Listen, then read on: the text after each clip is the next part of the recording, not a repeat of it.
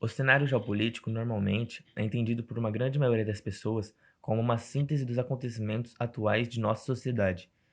Essas definições estão muito vinculadas como os meios de comunicação as informam, mas a geopolítica pode ser considerada uma ciência intimamente relacionada com o saber estratégico, ou seja, quando um Estado-nação se propõe a conhecer um determinado território, que considera fundamental para a afirmação dos seus interesses soberanos.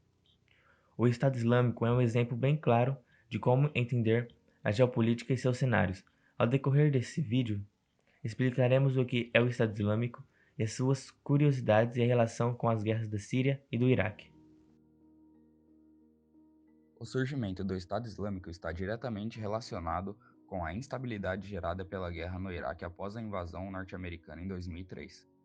Esse cenário permitiu que grupos jihadistas fossem instalados e desenvolvidos livremente nesse país.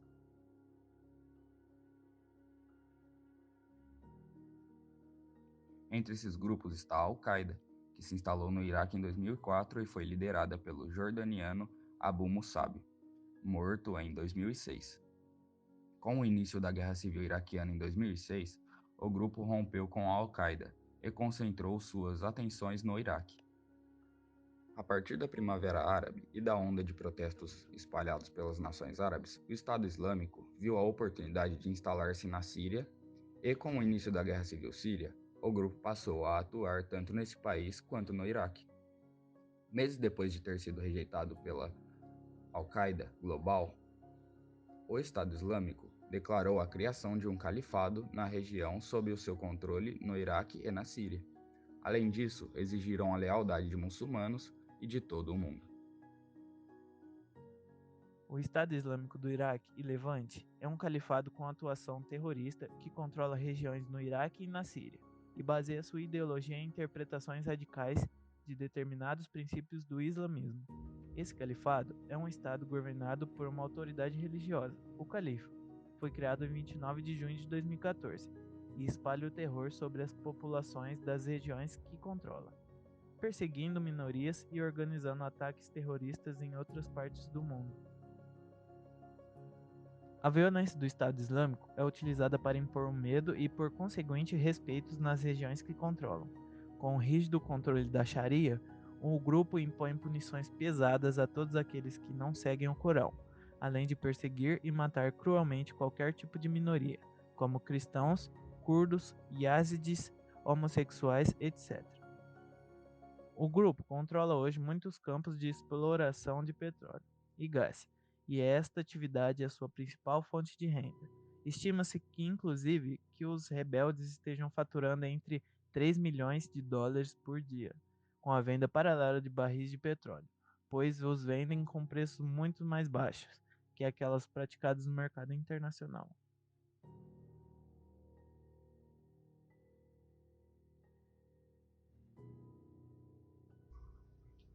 A guerra na Síria começou em 2011, dentro do contexto da Primavera Árabe, quando houve uma série de protestos contra o governo de Bashar al-Assad. Tal guerra foi deflagrada quando um grupo de cidadãos se indignou com as denúncias de corrupções reveladas pelo Wikileaks. Em março de 2011, são realizados protestos ao sul de Derra, em favor da democracia. A população revoltou-se contra a prisão de adolescentes que escreveram palavras revolucionárias nas paredes de uma escola. A região do Oriente Médio e Norte da África era sacudido por uma onda de protestos contra o governo que ficaram conhecidas como Primavera Árabe. Em alguns casos, como o da Líbia, o dirigente máximo do país foi afastado. Entretanto, o presidente sírio respondeu com violência e usou o exército para reprimir os manifestantes. Abril a julho de 2014, a OPAC, Organização para a Proibição de Armas Químicas, registra o uso sistemático de armas químicas. Setembro de 2014, a coalização internacional liderada pelos Estados Unidos lança um ataque aéreo contra a Síria. A Rússia inicia ataque aéreo e é acusada de matar rebeldes e civis com apoio do Ocidente. Surgem as alianças políticas. como a Coalização Nacional da Síria Revolucionária e das forças de oposição.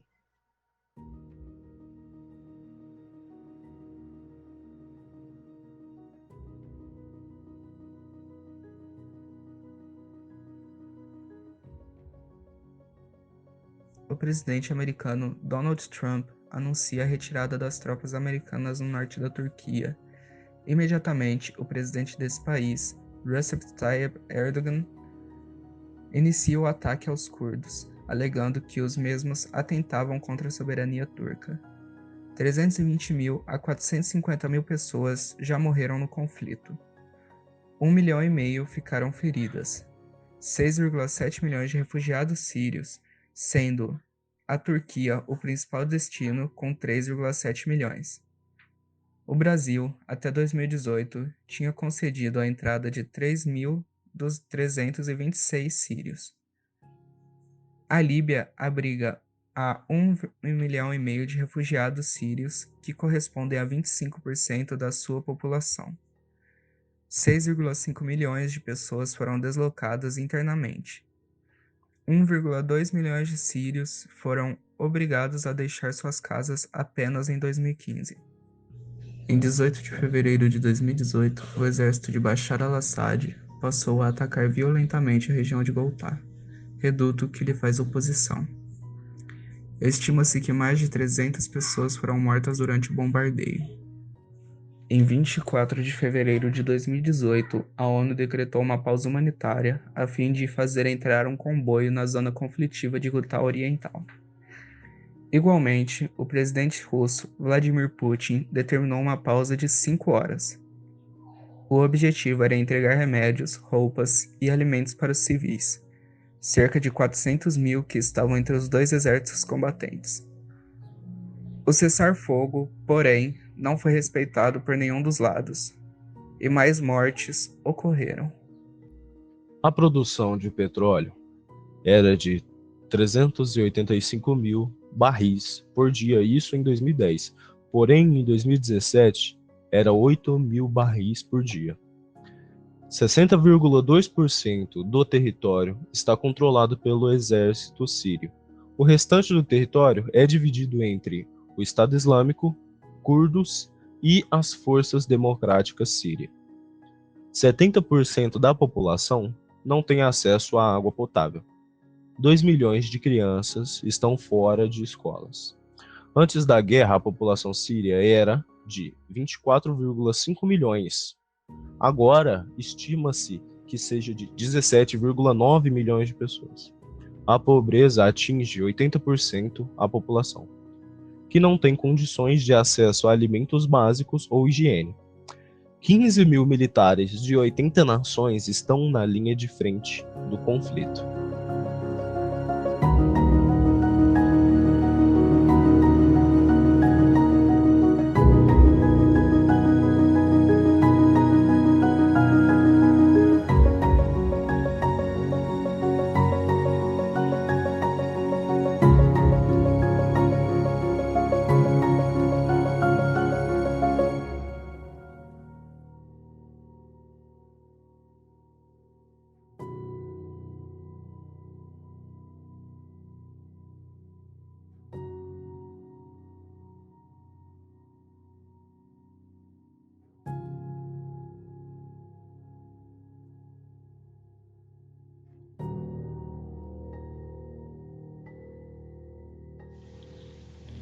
Após sofrer com os atentados de 11 de setembro, os Estados Unidos decidiram empreender uma guerra contra o terror, apontando os governos que poderiam representar riscos à paz mundial.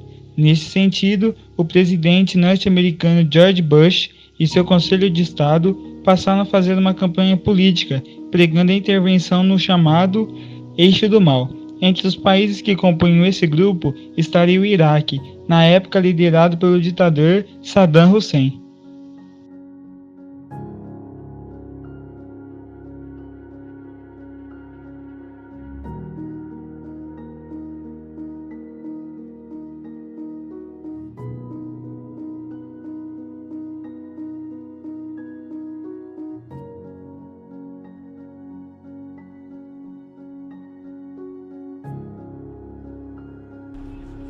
Todo mundo lembra desse dia, todo mundo lembra o que estava fazendo nesse momento. Eu me lembro claramente, eu estava nos Estados Unidos, havia acabado de chegar em Miami, eu tinha uma reunião com um fundo de investimentos em Palm Beach. Eu era embaixador do Brasil em Washington, estava me preparando para ir para o escritório, para a chancelaria, quando um colega meu telefonou e disse: olha, veja a televisão que um avião se chocou contra a torre.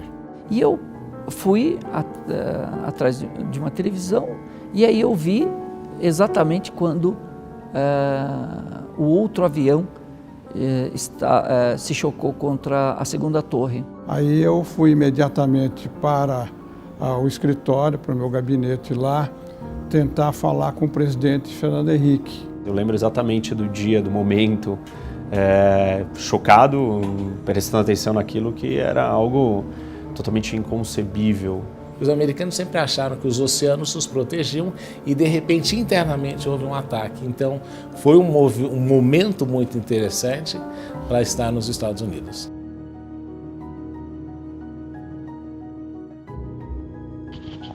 No ano de 2002, os Estados Unidos tentavam, por meio da ONU, provar que o governo iraquiano preservava um poderoso arsenal de armas químicas. Partindo dessa denúncia, George Bush ameaçou atacar o Iraque caso o governo daquele país não realizasse a destruição de seu arsenal militar. Em contrapartida, vários inspetores da ONU em visita ao Iraque não conseguiram obter provas concretas das acusações feitas pelos Estados Unidos.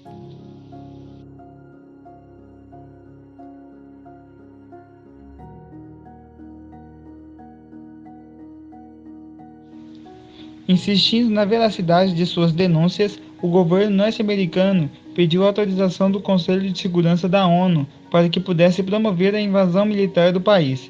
Sem ter provas reais que justificassem tal ataque, a ONU decidiu vetar o processo de ocupação dos Estados Unidos.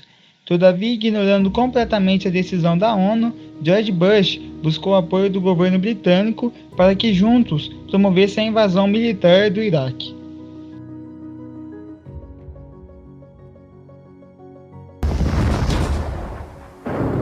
Imagens ao vivo de Bagdá, 9 horas da noite, começou realmente a maior ofensiva aérea à capital do Iraque. Bombas explodem na capital iraquiana, as baterias antiaéreas tentam se defender, interceptar esses ataques. Ataques que estão sendo feitos além de mísseis Tomahawk com bombardeiros B-52, mas você vê aí a fumaça já tomando conta do céu de Bagdá. Em março de 2003, militares estadunidenses e britânicos deram início aos ataques que logo tomaram o controle da cidade de Bagdá. 5 dias após a primeira ofensiva, os bombardeios à capital e o confronto com o exército iraquiano contabilizavam um total de mais de 1.000 mortes. No mês seguinte, Bagdá foi finalmente tomada pelas forças anglo-americanas, restando enfrentar as tropas e milícias do norte fiéis ao ditador Saddam Hussein. Nos 2 anos seguintes, a bem-sucedida ocupação sofreu a composição de grupos terroristas. Em 2005, a população iraquiana foi convocada às urnas para que escolhessem os membros integrantes de uma nova Assembleia Constituinte. Enquanto isso, dados apontavam que os atentados terroristas contra as forças estrangeiras alcançavam a faixa de 90 ataques diários.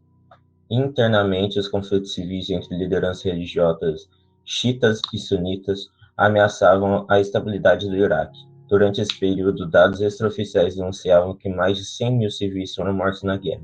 Enquanto isso, as nações responsáveis pela invasão tentavam convencer a opinião pública que estavam garantindo a promoção de governos justos e democráticos pelo mundo.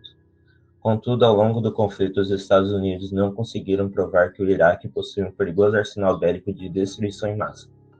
Por isso, muitos críticos apontam que a guerra teve suas motivações fundadas em outras questões subjacentes.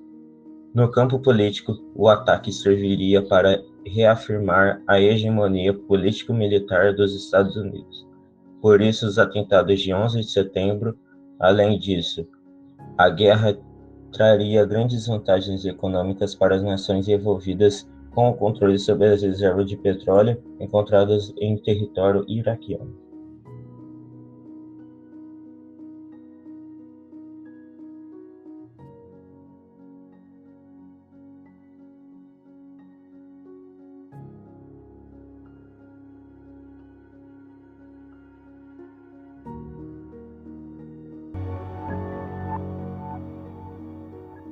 أنا دائما بحلم بوحوش وبدوامة سوداء،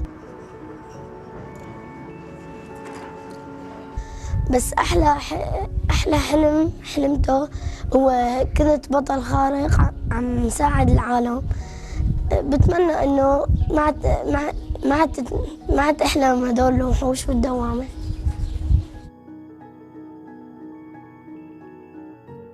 فهناك نزل الصاروخ وتصابت. طبعا صحيت بمكان ما بعرف فيه حدا، يعني ضليت شي 3 أسابيع بمكان كمان ما بعرف فيه أي حدا ولا أي شخص. حتى إجا خالي حتى ساعدني. من 3 سنين راح أبي على سوق الهون عم يجيب رزق، قام نزلت قذيفة تأذى وما